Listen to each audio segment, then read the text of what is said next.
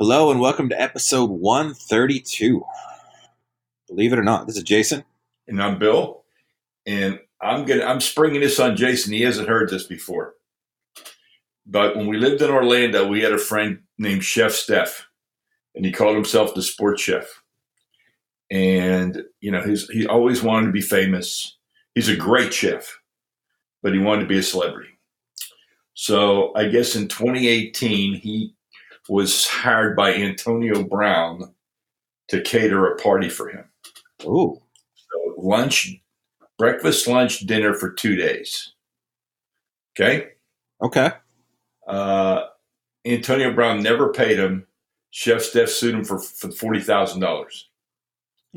So it's been on ESPN. It's been all over the place. And our friend Chef Steph is thrilled because it's been picked up by 72 media outlets. So he's getting to be famous. That's his dream. That's his dream. Here's where I think it is the drawback. Since they asked him to leave the second day. All right. The defense is going to say the food was terrible. We didn't want him there, so we fired him. We sent him home. Now, do you want that kind of publicity? No, I don't think you do if that's what they're going for, yeah. I'm just assuming that that's where the defense is going to go. Well, I didn't know when you brought up the fact they sent him home early, yeah, that's... Yeah. Something about a frozen fish head in the freezer that was part of something he was doing, and they didn't like that. That threw them off or something. I don't know. Okay. But, he was texting me and calling me and everything. I said, Steph, you realize how many times this guy gets sued? I said, this is not a new thing for him. I said, he gets sued all the time. So I wouldn't be holding my breath that you're going to get your $40,000. No. I would not either. No. So, and in a related Antonio Brown moment today, he didn't go to practice. He sat out of practice because of a helmet issue. Yep. And so the general manager has said, you either have to be all in or all out. So Antonio Brown obviously causing some issues. Yeah. He is. I'm missing him a lot less than I thought I would. And he's performing a lot less than I thought he would. Yeah, I honestly thought he was going to have a really kick-ass year. And I thought he was going to have half his stats from last year. Yeah. I didn't think he'd have the stats, but I thought he would be motivated and anytime you're coming from a situation where you're labeled a troublemaker, a lot of times you go in and you at least have a honeymoon period, Yeah. Maybe by week 8, he's complaining that Derek Carr has a noodle arm or something, but I figured you'd have he would be, at the very least just to show up the guy that, on the other end, because he's made Roethlisberger look a lot better than he probably deserves to be on some level with his behavior. So Wow. So follow the Antonio Brown Chef Steph saga. And then, Jason, you didn't get to watch a Steeler game last night. I did. So I will tell you that I think Mason Rudolph won the number 2 job last night. He looked really, really good. James Washington had another great game. And then the shockers are that Bud Dupree and Artie Burns both looked fantastic. Well, they're both incredibly high spark athletes, speed and all that other, Yep. quickness, all those sorts of things. And they were they were first round picks. So, the talent was there. Well, they both looked really good last night, especially Bud Dupree. And then the receiver from Toledo was really good. And what's his name? Deontay Johnson. Because they also have Deontay Spencer. They have 2 Deontays. And Deontay Spencer's the guy from the CFL, right? Yeah, he's 27. So, and he looked really good. He's really fast. Yeah, I think if you're Eli Rogers, I think your job's in jeopardy. If you're Eli Rogers, you're going to be traded or cut. Yeah, traded or cut. Because it's not in jeopardy. He's gone. Okay. There's too much talent there, and he's not going to make it. And Jalen Samuels looks like he's made that second. He and both James Washington have both lost about 10 pounds of fat and gained some muscle this year. And they both Jalen Samuels looked really good. Yeah. And the Steelers' offensive line looked good. And the Steelers' defense looked good, with the exception of getting beat for deep passes like they usually do. And just quick fantasy tip for people that are bored by Steeler talk. Last year in almost every single fantasy league, Jalen Samuels was both a running back / tight end. And once you get past those top 2 or 3 tight ends, your Zach Ertz, your Kittles, not Kerry Kittles, Greg Kittles. And then obviously, why can't I think of Kansas City's guy's name? But once you get past the big 3, there's Travis Kelce. Kelsey, right? Right. Then you've got your O.J. Howards and a couple of other guys. But Jalen Samuels, if he's available, if he counts as both a tight end and a running back again, he's a sneaky good tight end to have that you can kind of sneak in late in your league. Because he's going to get touches in the Steelers' offense. Just throwing out a little fantasy advice for people. Steeler nugget.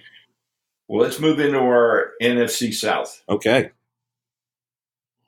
You start with your number 4, and then I'll follow you. It makes me sad to say it, but I think number 4, Tampa Bay Buccaneers. I think they have a lot of talent, obviously. With the aforementioned O.J. Howard, Mike Evans, the kid out of Penn State, who everybody is just absolutely in love with right now for the number 2 spot at wide receiver. But it's a quarterback league, and I don't like their quarterback. Yeah, he's a disappointment. And I think their defense, a little shaky. The rest of that division is just too good. If Bruce Arians is the quarterback whisperer, he's got a lot of whispering to do. He does. He really, really does. So I'm with you on that. That's my 4. My 3, for the exact same reason, is the Carolina Panthers. Sadly, for boringness, my 3 is also going to be Carolina, but more so for health factors than actual anything else.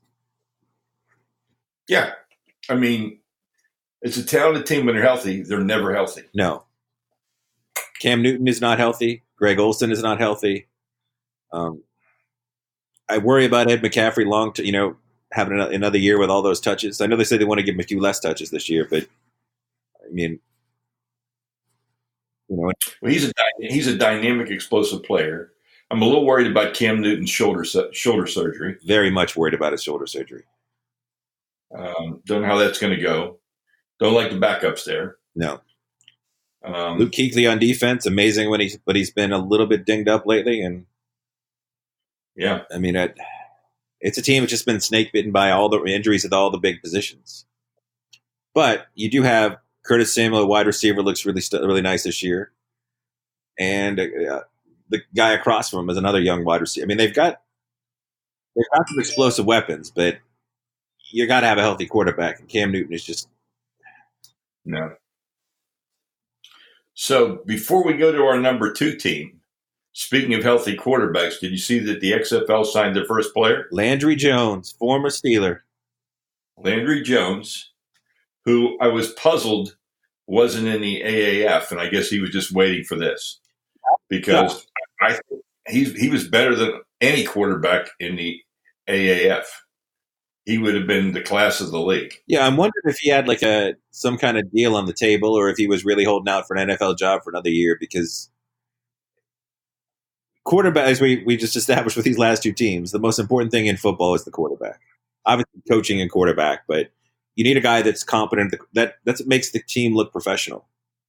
And as much as I was never, I think, if you listen to our podcast, I probably asked to cut Landry Jones a number of times, but we did.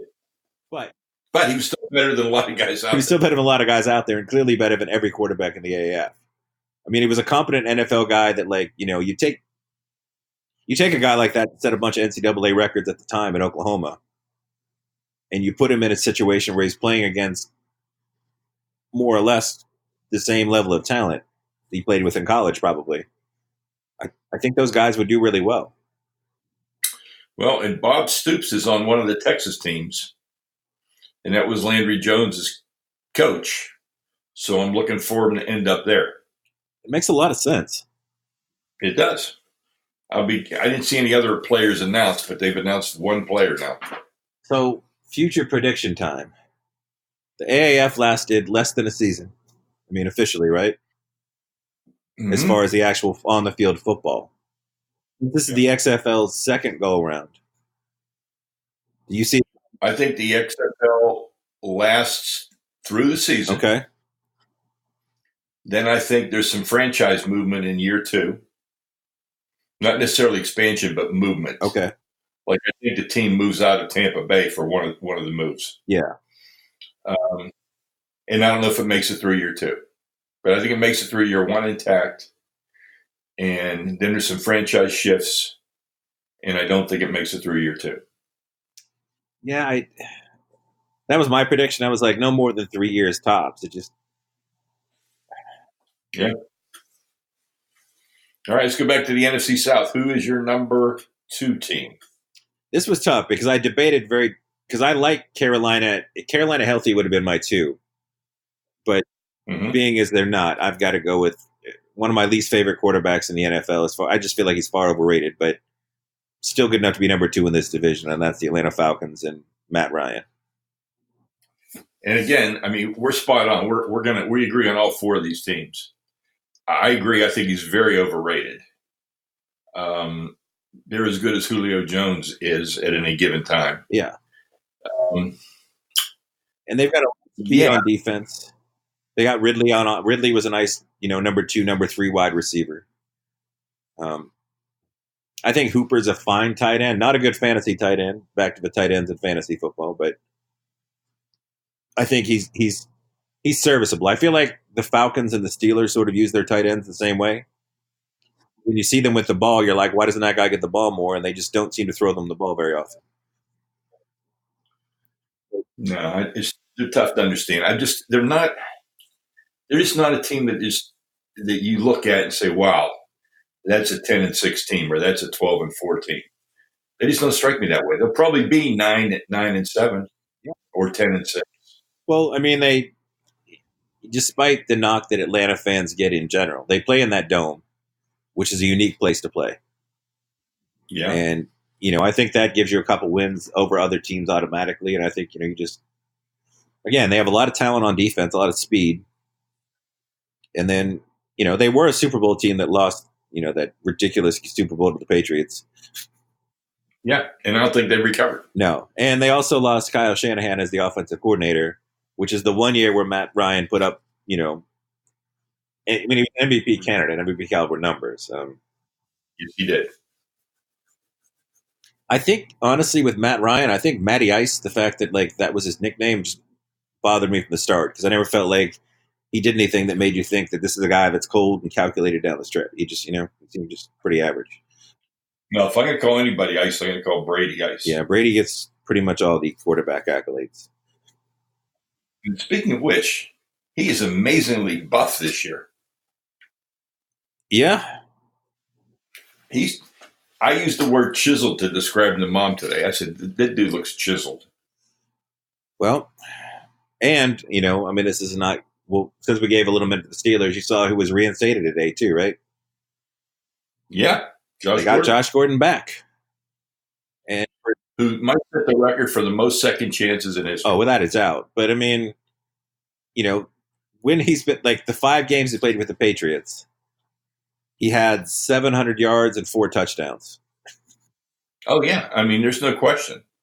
He's immensely talented with a 10-cent brain. And it just, I know that, you read the stories and, he was doing hardcore drugs at the age of 12 and 13 and just a mess overall. But I kind of figured the last time he was with the Patriots, that organization, when they took him in there and you had Brady and all these guys that were with him and doing everything they could to make, his life better. I mean, if that wasn't enough to keep him,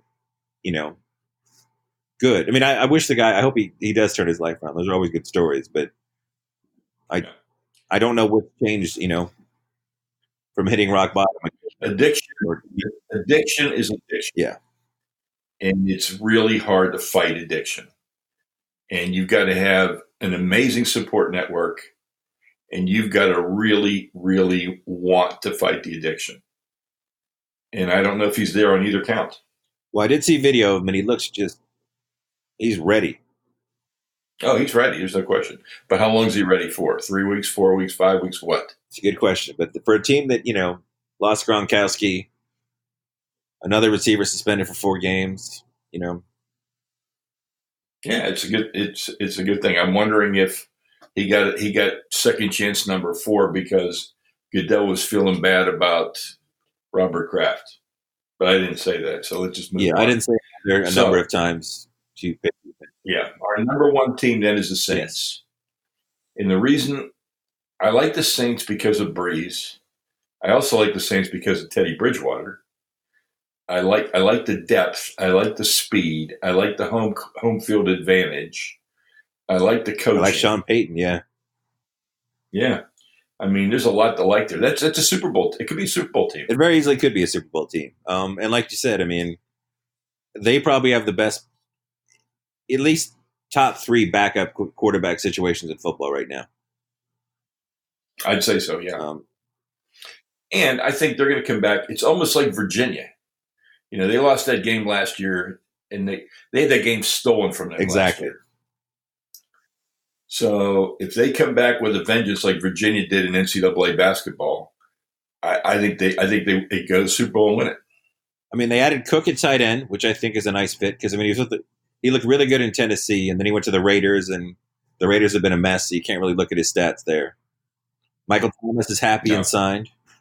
They still have Ted Ginn, who's turned into, a pretty nice NFL career. Yeah. He and Reggie Bush. I mean, when it's on the field, it makes a difference. He and Reggie Bush both sort of had the same career. Like, they were drafted top 5, top 10, I think, respectively. And they never lived anywhere near the hype with their first team, but they ended up having nice careers where they were big contributors moving with other teams.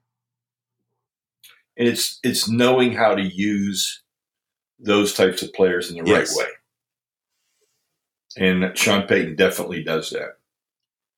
So I feel New Orleans, to me, that's a playoff team. Atlanta could be a playoff team depending on what happens in the NFC West. Exactly. The NFC West is, especially the 49ers had a couple more big injuries again. But they're an interesting team. And Seattle, I think, is the other wild card out there. I don't know what that is.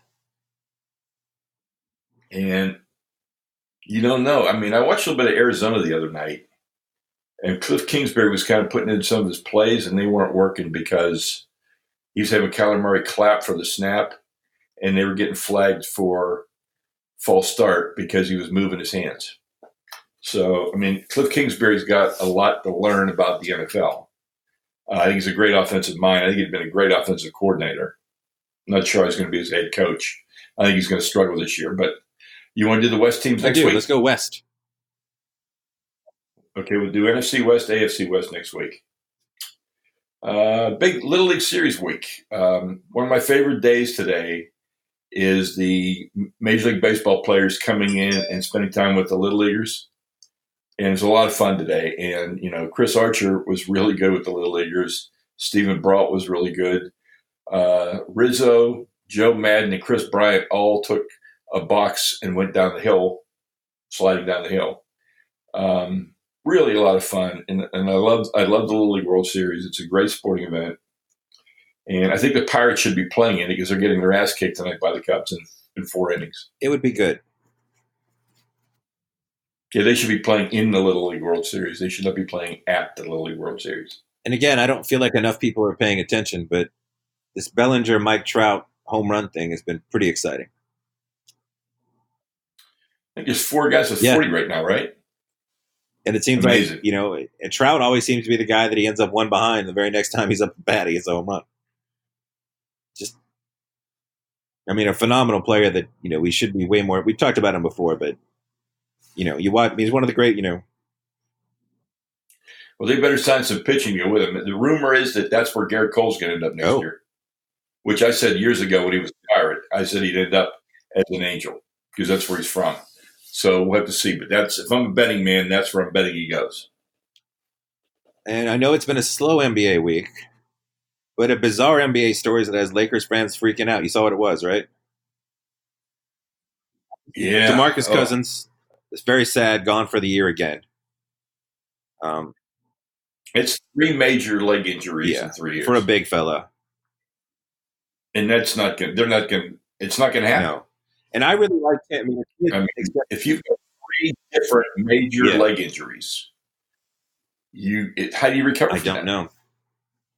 I really liked him as especially like, if he had come off and been the second unit scoring machine, like occasionally go a giant lineup with him, LeBron, and AD in the front court, which would have been pretty unstoppable. But if he would have been able to give them, 15, 20 minutes a game as the focal point of the second unit and really give them some offensive punch, I think that would have helped them win a few more games in the course of the year. But the part the Laker fans are freaking out is the Grizzlies have granted Lakers permission to speak to Dwight Howard. And the Laker fans did not like the last time he was there.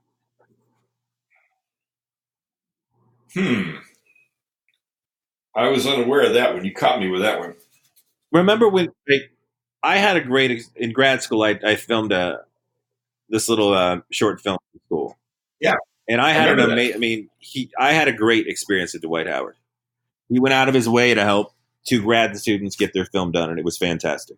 So I've always got a soft spot for Dwight Howard. And it's hard to imagine somebody that he was Defensive Player of the Year, led the league in rebounding. He did the Superman and the dunk contest. He was like one of those players who was beloved throughout the league with fan bases. Anyway, I don't want to speak to players. A couple of games away from beating the Lakers. Yeah. And just, in Orlando, he had the right pieces around him, and he was dominant without being the dominant person.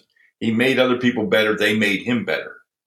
And then he goes and signs with the Lakers, and it's just not the right move at the right time. No. He doesn't fit in. He goes to the Rockets. He doesn't fit in. He goes to the Hawks. Comes back. Right before the Lakers, he had that really bad back injury, too. And he has never been the same. As big as Dwight, it sounds weird to say because Dwight Howard is an incredibly large human being, but he wasn't giant for an NBA center. And he lost a little bit of that hot athleticism. He just wasn't the same player when he came back. No. Well, I hope he goes to LA, and I hope he fits in better than he did the first time. I hope the fans give him a shot. And, in this, he's going to be a role player going back there. He's not going to be the superstar. He's not going to be the dominant player that they hoped he'd be before. And I think that can work out for him.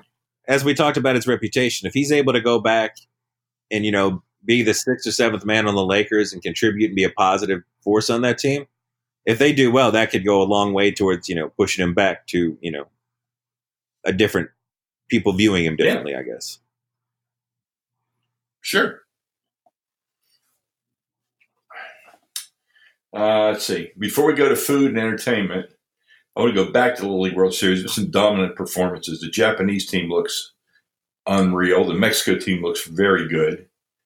U.S. Virginia has pitched back-to-back no-hitters. Virginia hasn't given up a hit in 2 games. Yeah. But they don't look dominant. The Japanese team looks dominant. So we'll have to see what happens when it goes. But, there was one kid, Jay, was 5'11", 231. That's a big 12 years old. And his mom sits in the stands and goes, "That's my son, and yes, he's 12." She has a sign that says that. So, he was big, but his team lost, and I think they were losing again tonight. So we'll see. But it's going to be a fine Little League World Series as it always is, and I look forward to it winding down. Now, let's go to food moments because we both had some this week. I'll let you start because I like the sound. Okay, well, first, Maria took me to my birthday. She picked out Rizzuto's Ristorante and Chop House. And the steaks did look excellent as well. And I have to say, so far, I think it's my favorite Italian restaurant in New Orleans. Okay. We started out, because it was my birthday, we got the meatball appetizer, which was a bed of ricotta cheese, a pretty good-sized meatball on top, covered in their red gravy, which was just, they use the San Marzano tomatoes, which if anyone knows, those are, because sometimes tomatoes can have a bit of a metallic-y sort of bitter taste. Acid. And the San Marzano do not have that. And they use the San Marzano. They even advertise they use the San Marzano tomato sauce. And they sell their own sauce in jars as you leave too. Ooh. And then, although I feel conflicted when I get it, it just looks so good. I got the veal parm. Oh, why are you Just from conflicted with it? the what it's veal. Yeah, How they I raise mean, they veal? raise veal, and it's it is what it is. So, so you No, didn't I go went chicken veal parm. this time. That's what I saw in the picture, so I had to go. Okay. Good veal parm's good veal parm, though. And Maria had, I can never pronounce this. It's the Brucanidi. It's the Bruciuluni. It's like the prime sirloin stuff with Romano, meatball, sopresia, hard-boiled egg, and marinara. Whoa. And it That sounds pretty was impressive. very good. And I'll have they do make a Fra Diavolo sauce as well for people out there wondering. Oh, Yeah. now we're talking. And for our New Orleans listeners, that's over on hold on. It is on Fleur de Lis Street in New Orleans. So if you're out there and you want to go, you can go. Okay, I you had did. another food I went moment. to, we have a new Roman style pizza called Bonci or Bonci. It's Bonci.